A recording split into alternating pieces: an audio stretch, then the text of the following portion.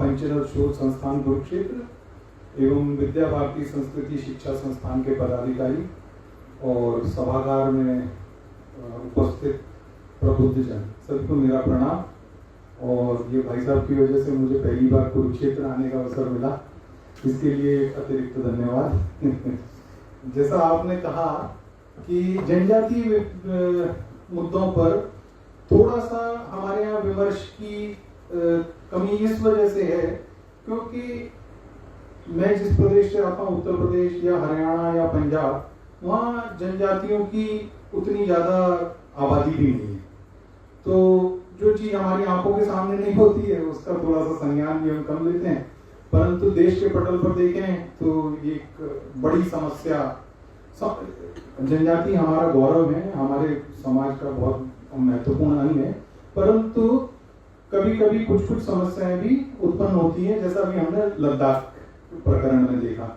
अब लद्दाख प्रकरण को हम यदि देखें, ये टॉक जो मैं थोड़ा सा इसका भाई साहब ने जो विषय रखा है वो रखा है जनजातीय समाज एवं लद्दाख प्रकरण, तो उस लिहाज से मैं कहूंगा कि ये थोड़ा सा लुक लंदन टॉक टोके टाइप की टॉक हो जाएगी, क्योंकि लद्दाख प्रकरण से अवश्य ये बात शुरू होगी, परंतु इसमें ज्यादातर संदर्भ जो जाएगा वो पूर्वोत्तर का जाएगा, क्योंकि विषय ही वहीं से पूर्वोत्तर से उठा है दरअसल।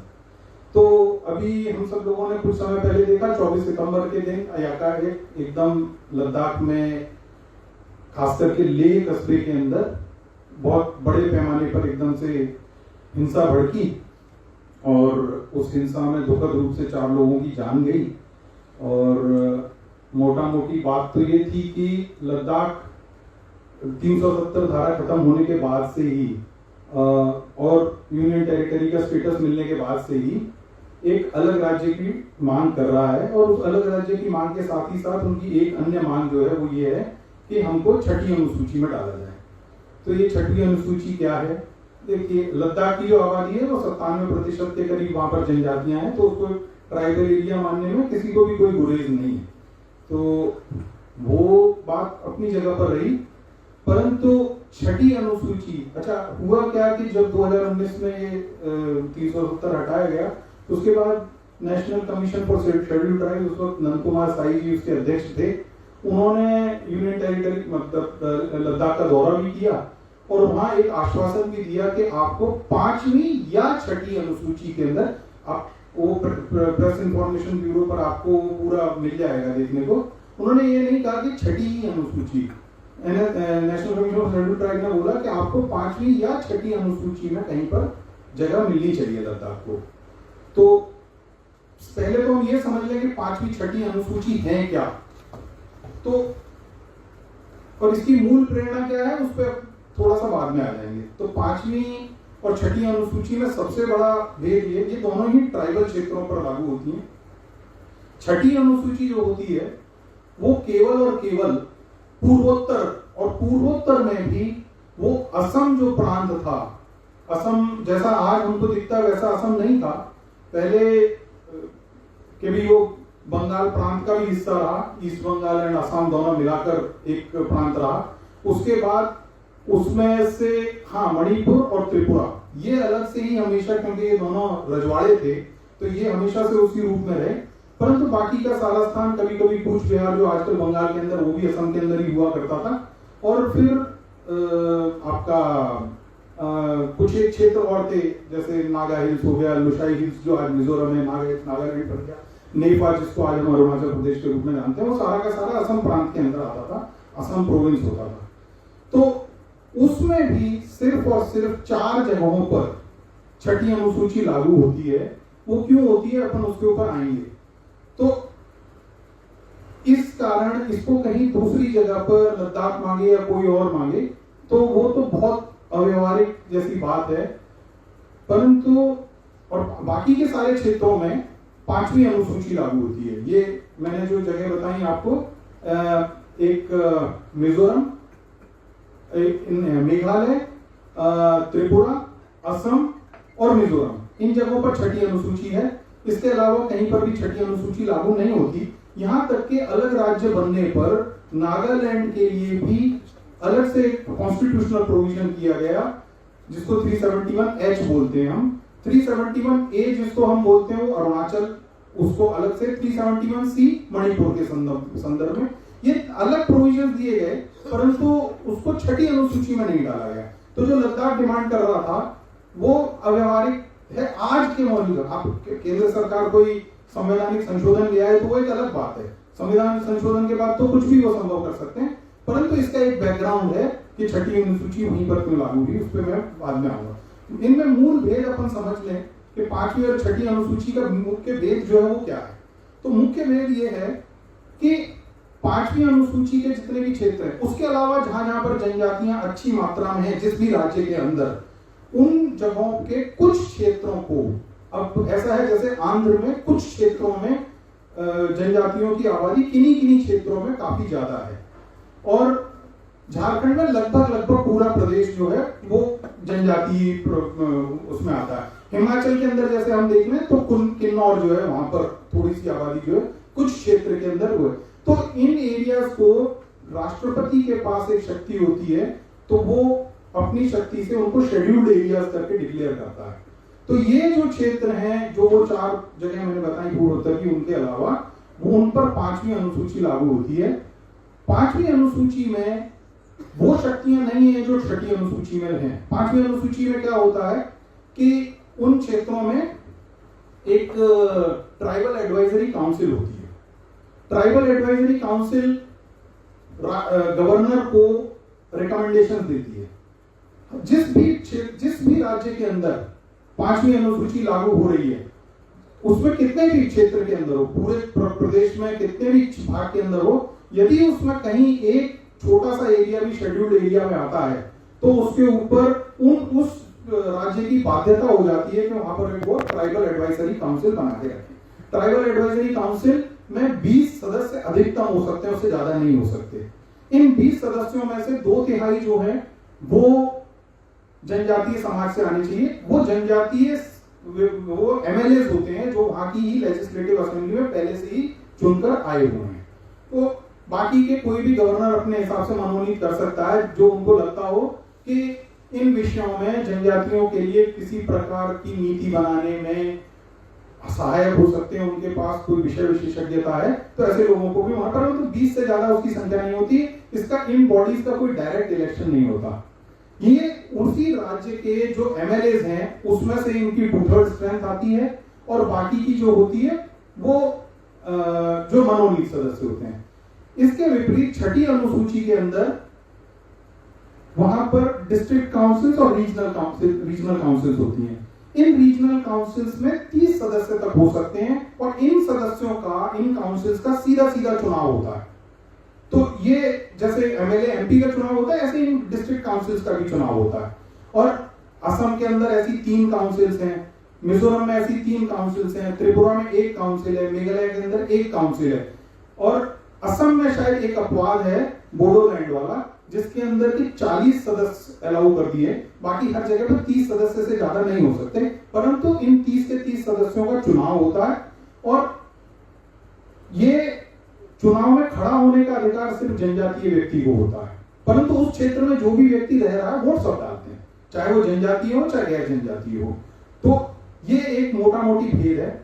फिर कार्य की दृष्टि से जो शेड्यूल्ड एरियाज है, पांचवी अनुसूची के जो राज्य हैं, उनके अंदर जो ट्राइबल एडवाइजरी काउंसिल होती है, वो कोई अपना लॉ नहीं बना सकती अलग से बैठ के। वो जो केंद्र के पहले से बने हुए कानून हैं या राज्य के बने हुए कानून हैं, उनको कि उन शेड्यूल्ड एरियाज पर अप्लाई करना है नहीं करना है, किसी परिवर्तित रूप में करना है या पूरी तरह से ही रोक देना है, उस सब पर वो निर्णय लेती है। ज्यादातर उनका कार्य क्षेत्र इतना ही होता है कि जमीनें कौन खरीद ले, कौन नहीं खरीद ले, किसको उसका अलॉटमेंट हो जाए। और एक बड़ी समस्या जो पांचवी और छठवीं दोनों में देखी जाती है, उसका भी एक ऐतिहासिक कारण है जिस वजह से वो आती है कि मनी लेंडर्स को रोका जाए। जो बाहर से लोग आकर बैठे हुए हैं, ब्याज बट्टे पर पैसा उठाते हैं, उनको वहां पर इन क्षेत्रों में अलाउ किया जाए या नहीं किया जाए। किया जाए तो क्या सिर्फ जनजातीय व्यक्ति को ही किया जाए, या बिल्कुल किसी को किया ही नहीं जाए।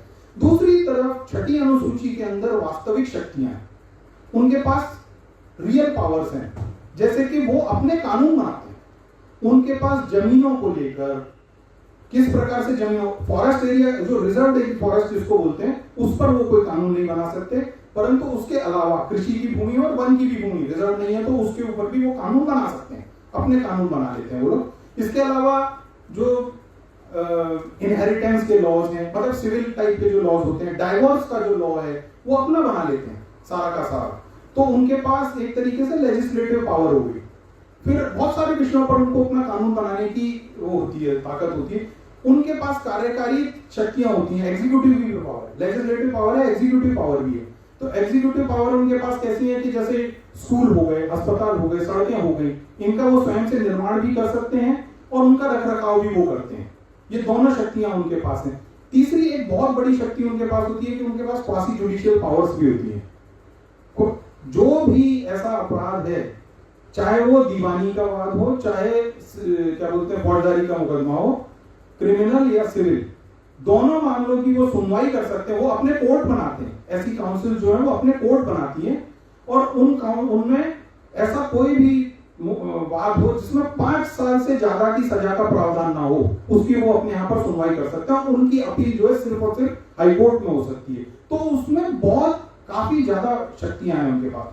लद्दाख जो डिमांड कर रहा है वो इस छठी अनुसूची की डिमांड कर रहा है। तो वो अब आप देखें कि लद्दाख में हम लोगों ने अभी थोड़े समय में देखा कि गलवान में और एक आध दो बार उससे पहले भी चीन से हमारा किस प्रकार से संघर्ष बना।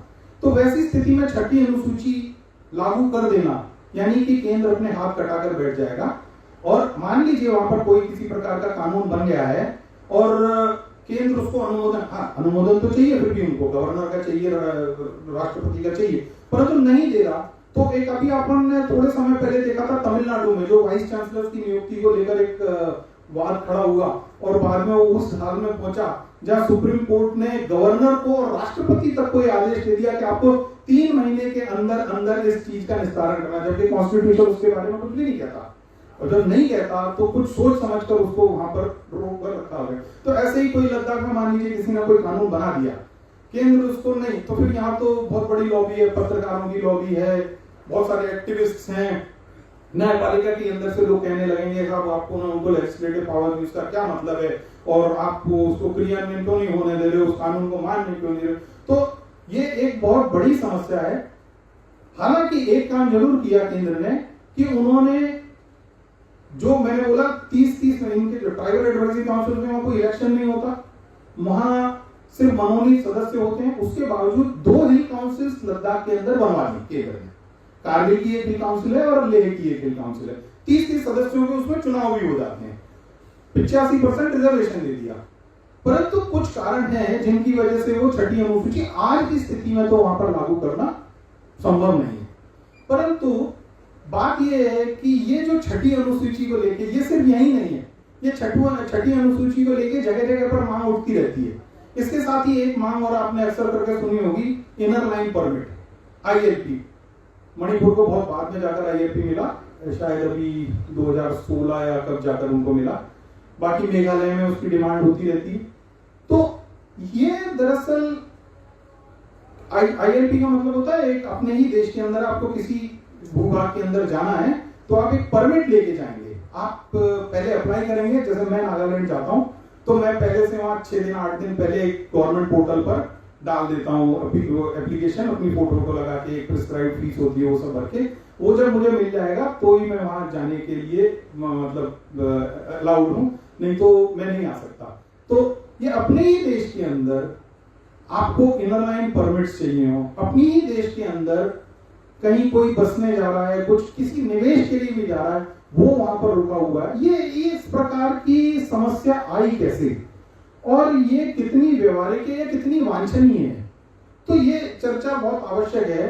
अब हो क्या रहा है, मैंने जब ये कुछ लेख लिखने से पहले मैंने एक्स पर ही एक पोस्ट डाल दिया था कि भाई एक लद्दाख का व्यक्ति या नागालैंड का व्यक्ति या मेघालय का व्यक्ति तो कहीं भी जाकर जमीन खरीद सकता है, मकान ले सकता है, परंतु कोई व्यक्ति किसी दूसरी जगह वहां निवेश भी करना चाह रहा है तो वो नहीं। तो इसके ऊपर बहुत सारे लोगों की सिर्फ और सिर्फ एक ही प्रतिक्रिया थी, वो ये थी कि हमको ट्राइबल आइडेंटिटी को बचाना है और ट्राइबल्स को तो हम लोग ओवरवेलम कर देंगे।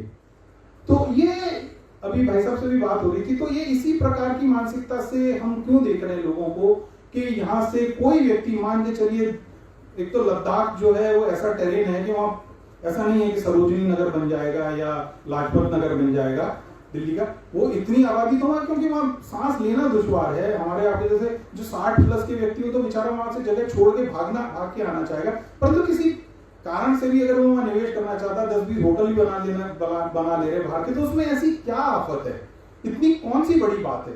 ये क्या हुआ कि एक ऐसा नैरेटिव बना कि tribals need protection and everyone out of the tribal areas is out to devour them, उनको खाने के लिए बैठा हुआ है। ऐसा क्यों?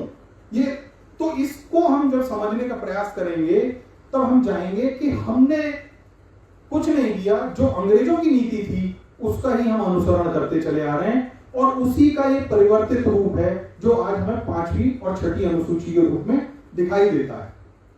तो अब ये कहानी शुरू कहां हुई कि ये शुरू पूर्वोत्तर से ही हुई।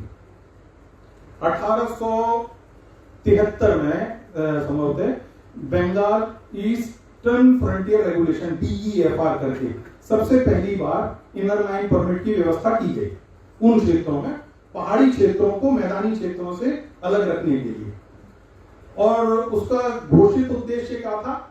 उसका घोषित उद्देश्य ये था कि ये जो पहाड़ी लोग हैं, ये जो अंग्रेजों के चाय बागान वगैरह हैं, इनको लूटपाट इनमें करने के लिए आ जाते हैं, तो इनसे, और आप मैदानी क्षेत्र के जो लोग हैं उनको पहाड़ी, क्योंकि ये बर्बर किस्म के लोग हैं, जनजातीय लोग हैं, इनसे आपको बचाने के लिए हम एक इनर लाइन की व्यवस्था कर रहे हैं। वो लोग उधर ही रहेंगे, इस लाइन रेगुलेशन को पार नहीं करेंगे।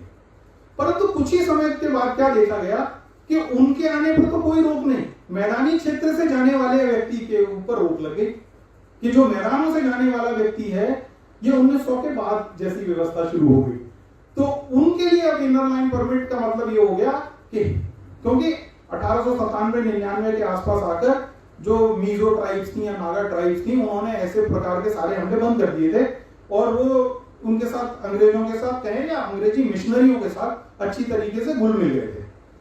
अंग्रेजों के उस वक्त दो उद्देश्य और थे। एक तो ये था कि आर्थिक कारण था उन लोगों का कि चाय का व्यापार काफी बढ़ चुका था। चीन जो है पहले कभी किसी समय में सिर्फ और सिर्फ बाध्य था अंग्रेजों के ही साथ चाय का व्यापार करने के लिए, वो बाध्यता जो है धीरे धीरे आकर खत्म हो गई लास्ट में। उसी के साथ साथ डच लोगों ने इंडोनेशिया के अंदर अपने चाय बागान खोल लिए थे, तो वो भी चाय जो है यूरोप में भेजने लगे थे। अंग्रेज नहीं चाहते थे कि यहाँ और कोई व्यक्ति, चाहे वो मैदानी ही आदमी क्यों ना हो, मारवाड़ से निकला हमारा वो कोई मारवाड़ी भाई ना हो, वो इन जगहों पे आए, चाय के कारोबार में, टिम्बर में, ऑयल में जो है हमारे लिए एक हमारी मोनोपोली को तोड़े। तो वो उस दृष्टि से भी उसका उनका इनर लाइन परमिट का एक वो उनका कारण था, अपनी सेफ्टी एंड सिक्योरिटी उनका एक कारण थी।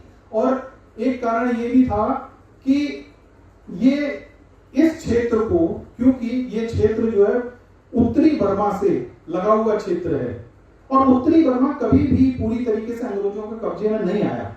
और आज जो लड़ाई हम लोगों को, या आज तो चीन और अमेरिका के बीच में एक हमको बाइपोलर जैसी लड़ाई दिखाई देती है। इससे पहले बहुत समय तक शीत युद्ध जो है वो सोवियत यूनियन और अमेरिका के बीच में दिखाई दिया। उससे पहले का जो शीत युद्ध जिसको बोलेंगे, जो 1860-1870 से शुरू माने उसको, तो वो रशियन एम्पायर और ग्रेट ब्रिटेन के बीच में चल रहा था। उसको एक बड़ी अच्छी किताब है पीटर हॉर्किट की, द ग्रेट गेम करके। तो वो अंग्रेजों का ये था कि सामरिक दृष्टि से ये क्षेत्र यदि हमारे पास आता है, रहता है, इसमें हम अपना कब्जा बनाकर रखते हैं, तो चीन तक हमारी पकड़ रहेगी। और एक वहां पर एक स्ट्रीट बेल्ट रोड है, वो मुझे लगता है कि वो शायद इसी कारण से उन लोगों ने बनाई होगी। बहाना तो उन्होंने द्वितीय विश्व युद्ध में लॉजिस्टिक्स पहुंचाने का दिया, परंतु ऐसा मुझे लगता है कि वो भी उसी दृष्टि से बनी होगी। तो ये उनकी सामरिक दृष्टि और उनकी जो है आर्थिक उनको फायदा हो जाए इस कारण से, परंतु धीरे धीरे इसके अंदर मिशनरी की रुचि लेने लग गए थे। पहले तो जब तक ईस्ट इंडिया कंपनी का शासन था, शुरू में वो अपने पानी के जहाजों पर मिशनरियों को आने ही नहीं देते थे। पर वहां पर क्योंकि उनको लगता था हम यहाँ व्यापार करने के लिए गए हैं, ये मिशनरी हमारे साथ जाएंगे, ये पता नहीं किस प्रकार की चेष्टाएं यहाँ करेंगे, जो लोकल समाज है वो हमसे नाराज होगा, हमारे व्यापार में बाधा बनेगी, तो इनको मतलब। लेकिन एक कैल्फ्रम्स एक्ट करके एक मिशनरी दबाव वाला ग्रुप था, उन्होंने 1813 के अंदर एक परमिशन ले ली, किसी मिशनरियों को भी यहाँ पर आप अलाउ करिए और उनके साथ में जाने दीजिए। दोनों को अंग्रेजी अपने मतलब जो सिविल सर्वेंट्स हो गए, ईस्ट इंडिया कंपनी के मुलाजिम हो गए, और मिशनरियों को एक कॉमन ग्राउंड ये भी दिखाई दिया कि ये जो हिल ट्राइब्स हैं, यदि हमारे साथ ये अच्छी तरीके से घुल मिल जाए तो इनका हम उपयोग जो है अपने व्यापारिक काम के लिए भी कर सकते हैं, हमारे को किसी प्रकार की कोई ऐसी बाधा नहीं बनेगी। और मिशनरियों का ये था कि साहब हमको सोल्स मिलेंगे, we will harvest the souls, और एक शान एरिया जो उत्तरी बर्मा तक का है, क्योंकि ये बाधित क्षेत्र था, इस क्षेत्र के अंदर मिशनरियों को जाना अलाउड नहीं था, तो उससे लगता ये क्षेत्र है तो संभवतः यहाँ पर हम अपने उस प्रकार के मिशनरी प्रयास कर पाए। तो इस एक कॉमन ग्राउंड दोनों के अंदर बना और फिर वहां पर जो है मिशन की चेष्टाएं शुरू हुई। बाद में तो कई सारे लेखकों ने इसके बारे में बड़ा खुलकर लिखा है कि ये इनर लाइन परमिट जो था वो एक तरीके कहने के लिए था कि पहले तो बोला गया कि हिल ट्राइब्स को प्लेन्स वालों से बचाने के लिए, प्लेन ट्राइब्स को बोला, प्लेन वाले लोगों को, जो असम का जो अहोम लोग जो है, कि आपको हम जनजातियों से बचा रहे हैं, लेकिन उसके उद्देश्य कुछ दूसरे हो रहे थे। और एक समय तक ऐसा था कि अंग्रेजों के जो मन में आ रहा था वो वैसा रेगुलेशन बना रहे थे, लेकिन 20वीं शताब्दी के शुरू में स्थितियां थोड़ी बदलनी शुरू हुई। वहां पर ब्रिटिश पार्लियामेंट के भी अंदर जो है थोड़ी सी एक ओपननेस वाली पॉलिसी आई, जो हम मॉन्टेक चैम्सफोर्ड रिफॉर्म्स की बात करते हैं, साइमन कमीशन होते हैं, ये ओपन इंक्वायरीज थी। आप यदि कह रहे हो कि इनर लाइन परमिट की आवश्यकता है, तो आप बताइए कि ऐसी कौन सी परमानेंट हॉस्टिलिटी है दोनों समुदायों के बीच में जो इसकी अनिवार्यता बनाती है। तो ये सवाल थे, और एक लिबरल वर्ल्ड बन रही थी वहां पर, अमेरिका मतलब जो पूरे ही, चाहे अमेरिका हो चाहे यूरोप हो, तो उसमें हर चीज के ऊपर प्रश्न पूछे जाते थे। तो अब एक लिखे पढ़े में औचित्य चाहिए था उनको इस इनर लाइन परमिट को बनाए रखने का। तब एक नया औचित्य बनाया गया कि जी ये विशिष्ट प्रकार के लोग हैं और इनको उसी जगह पर बचाए रखने की आवश्यकता है। यहां जो रोल आया वो एंथ्रोपोलॉजिस्ट की एक सब कैटेगरी होती है, एथनोग्राफर्स, उनका रोल आया। इनको यह सिद्ध करना था कि जनजातियां जो हैं वो अपने आप में एक ऐसी अजूबा चीज है, एग्जॉटिक चीज है, कि इनको अपने को प्रिजर्व करके रखना है, और प्रिजर्व करने का एक ही तरीका है कि इनको बाकियों के संपर्क में ना आने दिया जाए। तो आईएलपी जो है लागू रही आएगी, या कुछ शेड्यूल्स बने रहेंगे, तो इनको हम एक लिखे पढ़े औचित्य के हिसाब से बाकी लोगों को रोक सकते हैं। इसको ही धीरे से करके आगे बढ़ाया गया, और 1935 से भी पहले 1919 गवर्नमेंट ऑफ इंडिया एक्ट के अंदर बैकवर्ड ट्रैक्ट्स करके कुछ क्षेत्रों को घोषित किया कि ये बैकवर्ड ट्रैक्ट्स हैं, हर व्यक्ति इसके अंदर नहीं जाएगा। मान लीजिए मैदानी क्षेत्र से कोई व्यक्ति गया, तो वो आप वहां की जो जनजीवन है उसको प्रदूषित कर देगा। आप अपनी हिंदू सभ्यता, हिंदू संस्कृति वहां पर लेकर जाओगे, तो इन विचारों की जो मूल, जो इन लोगों का रिहायश है, इनका जो पहनना ओढ़ना है, जो इनकी संस्कृति है, उसको आप जो है नष्ट कर दोगे। तो आप बैकवर्ड, वही बैकवर्ड ट्रैक्ट धीरे धीरे करके 1935 के गवर्नमेंट ऑफ इंडिया एक्ट में उनको एक्सक्लूडेड और पार्शियली एक्सक्लूडेड एरियाज बनाया गया। इन्हीं पार्शियली एक्सक्लूडेड और एक्सक्लूडेड एरियाज को हमारी कॉन्स्टिट्यूएंट असेंबली जब बनी, तो उसमें 2 सब कमिटीज बनी ट्राइबल मैटर्स को देखने के लिए।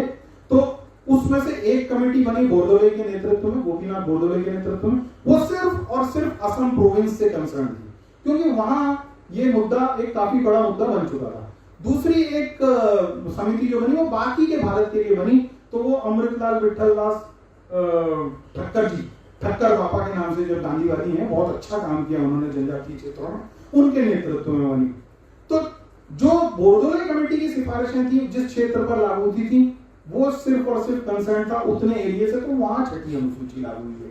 माना यह गया, और अंग्रेज भी ये मानते थे कि ये उन जनजातियों की प्रकृति, उनका स्वरूप बाकी के देश की जनजातियों स्वरूप से काफी भिन्न है, और वो बहुत ज्यादा अलग है। इसीलिए पहले उनकी कैटेगरी भी, जो सेंसस इन्यूमरेशन होता था, उसके अंदर प्रिमिटिव ट्राइब्स एंड एनिमिस्ट, पहली पहली में तो एनिमिस्ट आया, उसके बाद उसको प्रिमिटिव ट्राइब्स बोला गया। बाद में जाकर जे.एच. हटन ने उसको ट्राइबल रिलीजन कर दिया, अलग कर दिया। कहने का यही था कि इनको भी किसी प्रकार से इनका जो है भेद बना के रखो, और जैसे भाई साहब बोल ही रहे थे कि वो मूल प्रेरणा यही थी कि कितने हिस्सों में भारत को बांटा जा सकता है, धर्म के आधार पर, इसके आधार पर, और फिर वो एथनिसिटी के आधार पर।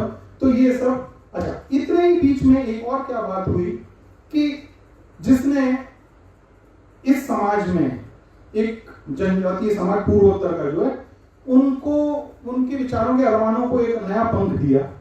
वो क्या हुआ कि आप तो अलग हैं, आप तो अलग हैं, एक ऐसी भावना उन लोगों ने भरनी शुरू की। 1900 के बाद से ही मैंने जितना थोड़ा बहुत देखा है, अध्ययन किया है, जो जूनियर लेवल पर सिविल सर्विसेज में कहीं कहीं पर बंगाली टाइप के क्लर्क नियुक्ति हो जाती थी, वो बंद है, वो कहीं पर भी नहीं दिखाई देती। जो एक्सक्लूडेड एरियाज और पार्शियली एक्सक्लूडेड एरियाज बन गए उनको अपने कोर्ट्स बनाने की अनुमति दे दी है, और यही प्रावधान जो आज हम कंटिन्यू कर रहे हैं वो होना पर उस समय पे लागू कर दिया। कहने का अर्थ ये था कि जनजातियों के मन में एक चीज ऐसी बिठाई जा रही थी, आपके पास ILP है, आपको मारने काटने आ जाएगा, इसलिए आप इससे बचकर रहो। आपके समाज को तो बाकी का कोई व्यक्ति समझता ही नहीं, तो इसलिए आपके समाज के कोई भी वाद पे, मुकदमे पे वो निर्णय नहीं दे सकता, इसलिए आप अपने अलग से कोर्ट बनाओ। आपके यहाँ पर सिविल सर्वेंट भी हम नहीं बाहर का बिठाने देंगे। तो पूरी तरीके से अलगाव बिठाने की या विलगाव बिठाने की पूरी चेष्टा हुई। एक इसी बीच में एक सीक्रेट प्लान और बना, उसको कपलैंड प्लान के नाम से जानते हैं। कपलैंड, रेजिनाल्ड कपलैंड करके एक ब्रिटिश ऑफिसर थे, उनके नाम से हालांकि ये बोला जाता है, परंतु ये था कि ये क्राउन कॉलोनी प्लान था। क्राउन कॉलोनीज होती हैं जैसे हांगकांग, सिंगापुर, केप टाउन, अदन, जिब्राल्टर, माल्टा, ये ऐसे छोटी छोटी कॉलोनी जो अंग्रेज छोड़ के भी बाद में काफी समय तक अपने पास रखे रहे। चीन से निकल गए बाकी जगहों से, परंतु हांगकांग को अपने कब्जे में बनाए रखा। मलेशिया से निकल गए लेकिन सिंगापुर अपने पास बनाए रखा। इस प्रकार से इन लोगों ने एक नया प्लान बना लिया था, वही जियो स्ट्रेटेजिक उसको ध्यान में रखते हुए, इंपॉर्टेंस को ध्यान में रखते हुए कि इस क्षेत्र से, पर्वतीय क्षेत्र से, मिजोरम हो गया, मेघालय हो गया, अरुणाचल हो गया, नागालैंड हो गया, यहां से हम उत्तरी बर्मा तक का पूरा क्षेत्र एक क्राउन कॉलोनी के रूप में बनाएंगे और उनको हम अलग से अपने पास रखेंगे। सीक्रेट प्लान था।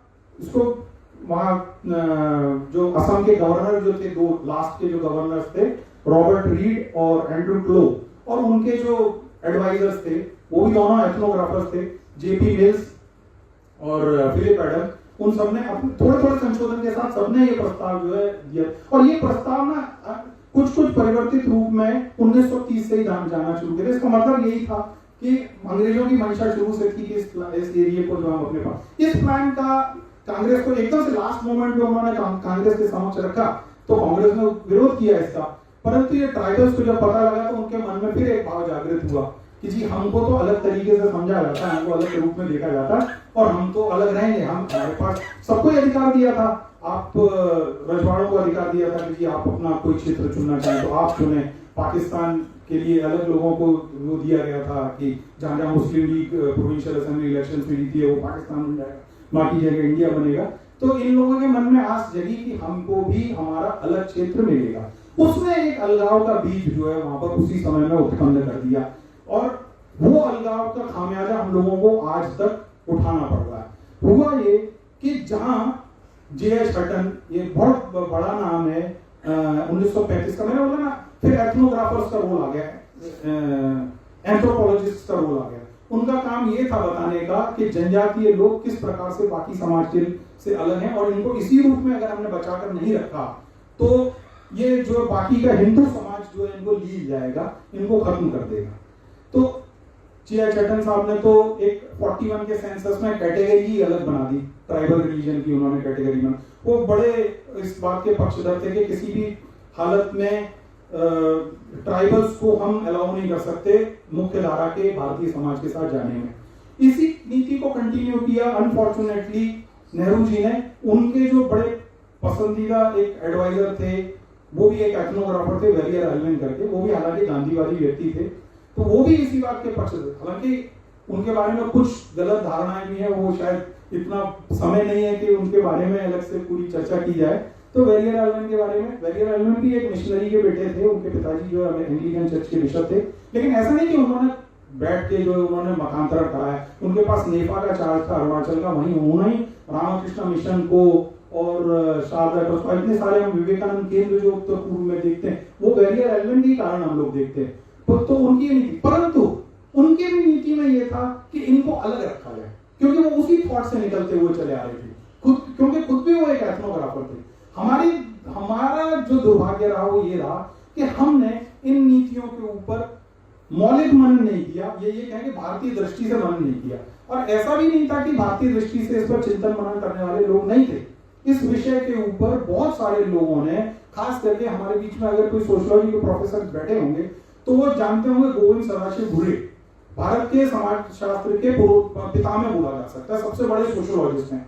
उन्होंने बोला इनको जी आप अलग तरीके से मत देखिए, ये बहुत गलत बात हो जाएगी कि जनजातियों को हम बाकी समाज से अलग कर देखें। ये भुरे जी का मानना, और भुरे जी का ही नहीं मानना था, उस वक्त भारत के जितने समाजशास्त्री हुए बड़े बड़े, राधा कमल मुखर्जी हुए, निर्मल कुमार बोस हुए, एम.एन. श्रीनिवास हुए, सबका मानना यही था कि जनजातियां कुछ नहीं है, जनजातियां उस पड़ाव पे खड़ा हुआ समाज है जो धीरे धीरे करके गैर जनजातीय में स्वतः ही परिवर्तित होता है।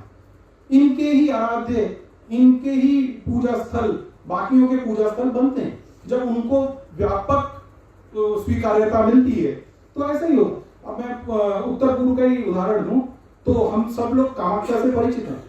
कामाख्या कुछ भी नहीं है, कामाख्या एक कचई खेती नाम से एक जनजातीय देवी है, और कचई खेती का आज भी आप तिनसुकिया जिले में वहां से 30-40 किलोमीटर पर सदिया में मंदिर में जाएंगे तो वहां उसी रूप में है। और वो उस किसी समय में वहां पर नरबली वगैरह की भी वो रही थी, प्रथा रही थी, तो उसी का एक परिवर्तित रूप जो है कामाख्या है। हमारे यहाँ बहुत सारी इस प्रकार की, एक संध्या जैन जी की एक पुस्तक है, कोई पढ़ना चाहे तो, आदिदेव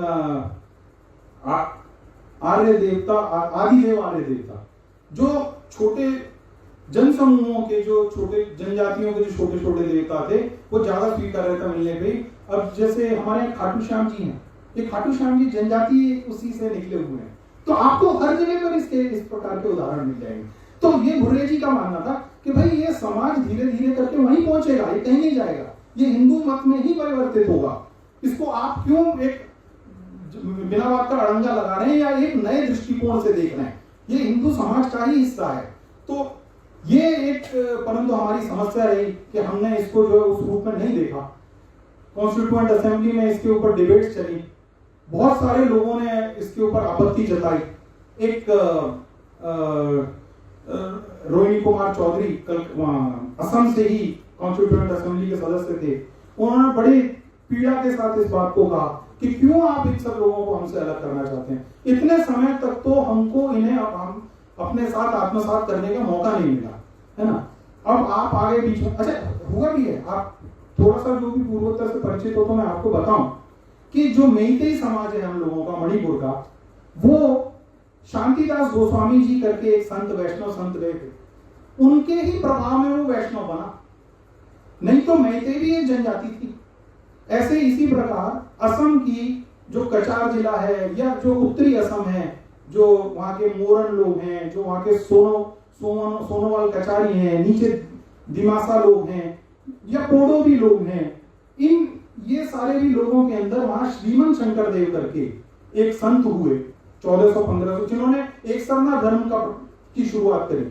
ये उनके प्रभाव में सारे लोग सनातनी बने, क्योंकि जैसे मैंने बताया, ये सारा समाज जो असम के अंदर जो आव्रजन है, ये बहुत ज्यादा तो 1200-1300 के बाद थाईलैंड, बर्मा, थाईलैंड से भी ऊपर जो चीन का यूनान प्रोविंस है, वहां से लगातार होता ही रहा है। उस क्षेत्र के अंदर जो आज हम लोगों को मुख्य धारा का समाज दिखता है, वो उस रूप में नहीं था पहले, उसमें जनजातियों का ही प्रभाव था पहले, वो पूरा का पूरा समाज बदला। तो जब यदि मौका मिलता तो धीरे धीरे करके श्रीमन शंकर देव जी के बहुत सारे शिष्यों ने, किसी ने अरुणाचल के अंदर, किसी ने गारो हिल्स के अंदर, किसी ने त्रिपुरा के अंदर जाकर, त्रिपुरी जो राजा थे वो सारे के सारे जो है वो वैष्णव संप्रदाय के सानिध्य में आने के बाद वो लोग हिंदू रूप का, हालांकि वो भी अभी अपने आप को ट्राइबल ही बोलते हैं, परंतु वो जो आज का जो उनका रूप दिखाई देता वो इसी कारण हुआ। तो ये धीरे धीरे होता, लेकिन यहाँ पर क्या हुआ, यहाँ रोक लगी, यहाँ मिशनरी को तो एक्सेस है इनर लाइन परमिट की वजह से, एक्सक्लूडेड एरियाज की वजह से, पार्शियली एक्सक्लूडेड की वजह से हिंदू को वहां पर रोक दिया गया। एक 1958 में, क्योंकि तब तक जो है नागा विद्रोह चालू हो गया था, फिजो को दिखा कि भाई मुझे तो आजादी मिलनी चाहिए थी। अंगामी फिजो जो नागालैंड का, उसने तो आजादी के अगले ही दिन डिक्लेयर कर दिया था कि जी हम नहीं है भारत के साथ, हम तो अलग हैं। तो वही इनको दिमाग में यही बात थी कि हम तो अलग होने वाले थे और ये भारत की दुष्ट सरकार ने हम लोगों को जो अपने साथ में जोड़ लिया। तो एक पीस मिशन बनाकर नेहरू जी ने भेजा था 1958 में। अच्छा, उस पीस मिशन के अंदर 3 सदस्य थे, एक जयप्रकाश नारायण थे, एक और असम के बाद में मुख्यमंत्री बने बिमला कुमार चलिया। बहुत अच्छा रिकॉर्ड है उनका जो घुसपैठियों को वापस भेजने में, मुझे लगता है आज तक किसी भी पॉलिटिशियन का उतना अच्छा रिकॉर्ड नहीं रहा उनको। तीसरा जो है, उन्होंने एक ब्रिटिश मिशनरी को उस डेलीगेशन का पार्ट बनाकर भेजा था। उस ब्रिटिश मिशनरी का नाम था reverend William Scott. William Scott खुद बोलता है 58 में आके कि आपने जब इतने समय तक इनको इतनी नीतियां बनाकर अलग रखा है तो उसका परिणाम क्या निकलेगा? उसका तो परिणाम यही निकलेगा जो आज हो रहा। ये ब्रिटिश मिशनरी बोल रहा, बैप्टिस्ट मिशनरी। तो इस पर बहुत सारे, और दूसरा लाभ हम सब लोगों को मालूम है कि ये कम्युनिस्ट स्थान बन जाए, वो हुआ ही। आप देखिए जो 5वीं अनुसूची, इनको भी सबको आप अलग, जब आप किसी क्षेत्र में अपनी एक्सेस नहीं रख रहे हैं तो कौन उसका गलत टाइप का एलिमेंट ही उसका फायदा उठाएगा? उसके ऊपर भी जो एक कुलदर चलिया करके थे, उन्होंने तभी भविष्यवाणी कर दी थी। आप देखिएगा जब कॉन्स्टिट्यूएंट असेंबली डिबेट्स के अंदर कि यहां कम्युनिस्टों का प्रभाव बढ़ेगा और ये पूरा क्षेत्र जो है आपका एक समय में कम्युनिटी स्थान बन जाएगा। वो ऐसा नहीं था कि लोगों को ये चीजें दिख नहीं रही थी। ठक्कर पापा बोलते थे कि ये क्या पागलपन है जो हम लोग इन लोगों को excluded area, partially excluded areas ऐसा कर करके एक क्षेत्र भर के अंदर सीमित करके हम रखना चाहते हैं। ये क्या हम कोई ग्लास म्यूजियम बना रहे हैं जिसके अंदर बाकी लोगों की जिज्ञासा शांत करने के लिए, जैसे कोई ट्राइबल स्पेसिमेन रख देते हैं, स्पेसिमेन रखते हैं ना, तो उनको क्या हम उस स्पेसिमेन के रूप में वहां पर रखना चाहते हैं? तो ये सब कुछ हुआ, सब कुछ हम लोगों ने देखा। ठीक है, मेरा समय में सिर्फ 2-4 मिनट रह गए हैं तो जल्दी से फिर बाद में क्वेश्चन एंड आंसर सेशन ले लेंगे। कहने का मेरा तात्पर्य यह है, आखिरी बात जो मैं कहकर समाप्त करूंगा, कि आज जब हम इस स्थान पर बैठे हैं, किसी समय में हम सब भी जनजाति हैं। अब आप ऋग्वेद को देख लें तो ऋग्वेद के अंदर ये क्या थे? अनु थे, ध्रुव थे, है ना, आपके दास थे, पणी थे, आपके भरत जो ट्राइब्स थी, तुर्वाशा ट्राइब्स थी, है ना, पुरु थे, यदु थे, क्या थी? तो ट्राइब्स ही तो थी। आज उसी समय पे किसी ने इनर लाइन परमिट लगा दिया होता और उसको बड़ी शिद्दत के साथ फॉलो भी करा लिया होता, तो मैं जो आज कोई दूसरी ट्राइब का व्यक्ति यहाँ पर आ रहा होता और संभवतः मुझे इस रूप में देखा जाता कि हमारे यहाँ की गाय चुराने आया। क्योंकि वो ऋग्वेद में आप देखेंगे ना, वो गायों के ऊपर और नदियों के ऊपर, इन्हीं के ऊपर जो है वो ज्यादा लड़ाइयां होती हुई वहां पर दिखाई दे रही। तो कहने का अर्थ ये है कि सारे समाज इवॉल्व होते हैं। जिस बहाने को लेकर अंग्रेजों ने एक कहानी बनाई, उन्होंने कहा हम देख के आए मेलेनेशिया में, पॉलिनेशिया में या बाकी सारी जगहों पे, वहां पे हमारे जाने की वजह से, ईसाई मिशनरियों के जाने की वजह से वहां सारा समाज बदल गया। तो भाई सारा समाज तो आपने यहां भी बदल दिया। आज जब आप पूर्वोत्तर में चले जाएंगे, कोई जनजाति पहचान नहीं। आप क्या कहते हैं कि कोई बच्चा हॉर्नबिल फेस्टिवल मनाते हैं वहां पे, मेघालय में वो लोग एक चेरी ब्लॉसम फेस्टिवल मनाते हैं। 26 जनवरी को यहाँ दिल्ली में आया और उसने 26 जनवरी के परेड में एक दिन अपनी ट्राइबल ड्रेस पहनी, तो उतने पहनने से वो ट्राइबल हो गया? नहीं ना, उसकी तो पूरी जीवन, उसका पूरी लाइफस्टाइल, उसकी संस्कृति पूरी बदल चुकी है। वहां पर पहले किसी जमाने में मोरंग करके उनकी डॉर्मेटरीज होती थी, वो उनका अभिन्न हिस्सा था नागा लोगों के जीवन का, वो खत्म है। बच्चा एक छोटी कुछ उम्र 5-7 साल का होने के बाद वो डॉर्मेटरीज में रहता था, अपने माँ बाप के पास नहीं रहता था।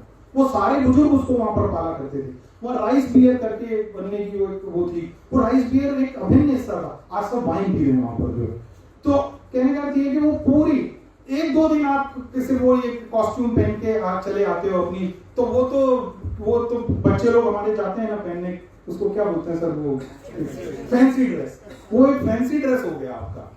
आप अपने उन आराध्यों को नहीं पूज रहे जो किसी जमाने में पूजे जाते। तो और मजे की बात क्या है कि आज आप किसी भी नागा से बात करेंगे तो वो ये कहते हैं नहीं नहीं बड़ा अच्छा हुआ, हम लोग तो हेड हंटर्स थे, हमारी तो मतलब हम तो संस्कृति नहीं थे, हम ये अमेरिकन या अंग्रेज बैप्टिस्ट मिशनरीज आए, इन्होंने हमें सुसंस्कृत कर दिया।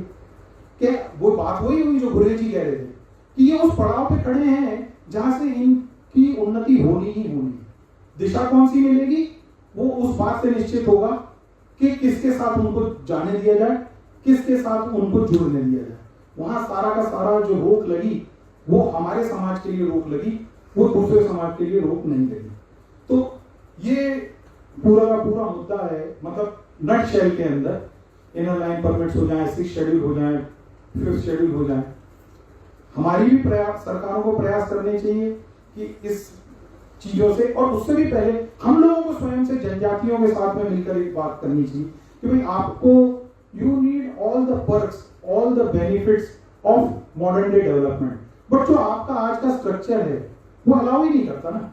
अगर मेरे पास आईएलपी की रिक्वायरमेंट है और मुझको बोला जाता है मैं व्यापार करने मिजोरम, तो मैं भी 10 बार सोचूंगा, पता नहीं मेरी आईएलपी लगेगी नहीं लगेगी, कौन सी डेट में आएगी, टिकट में तब कराऊं बाद में कराऊं।